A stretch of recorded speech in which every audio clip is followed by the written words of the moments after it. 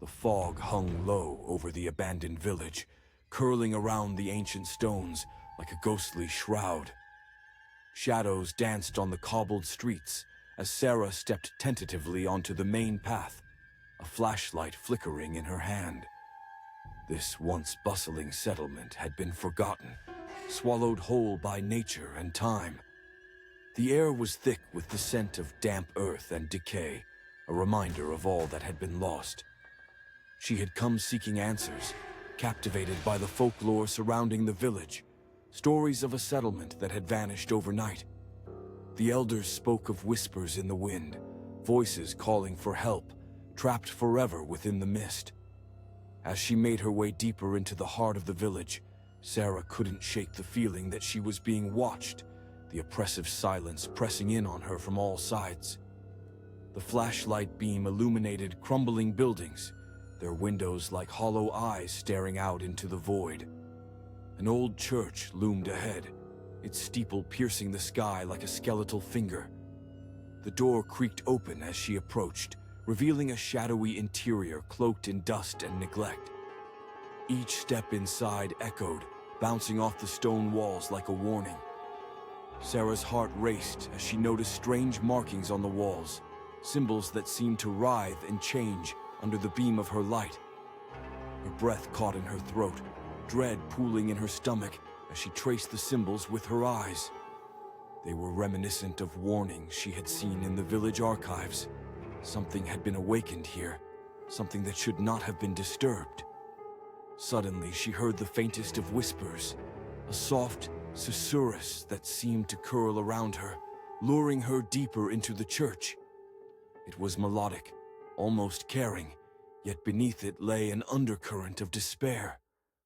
Fighting her instincts, she stepped further into the darkness, drawn by the echoes of the desperate voices. As she reached the altar, her light flickered again, casting eerie shadows that felt alive. In the dim illumination, she saw them, figures emerging from the murk, bodies twisted in agony, their mouths moving in unison, calling out for her. "Help us," they chanted, their eyes hollow, pleading as though her presence was the answer they craved. Panic surged within her, and she stumbled back, trying to convince herself it was just her imagination. But the whispers grew louder, a cacophony of sorrow and pain that clawed at her sanity.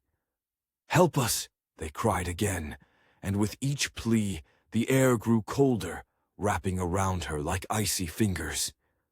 Desperately, Sarah turned to flee, but the door slammed shut, the sound echoing through the empty chamber. Heart pounding, she pressed against the heavy wood, but it wouldn't budge. The shadows writhed closer, their phantom fingers reaching out, brushing against her skin like 1,000 icy tendrils. In a moment of sheer panic, she turned back to face the altar and gasped. The figures were now closer, their eyes wide and unblinking, sadness and rage swirling within them. "We were living," they wept, "until he came." Confusion flooded her mind. Who had they been referring to? As she searched their faces, momentarily drawing courage from their plight, she caught sight of something glimmering behind the altar. A small, ornate mirror lay shattered, but still reflecting the flickering light.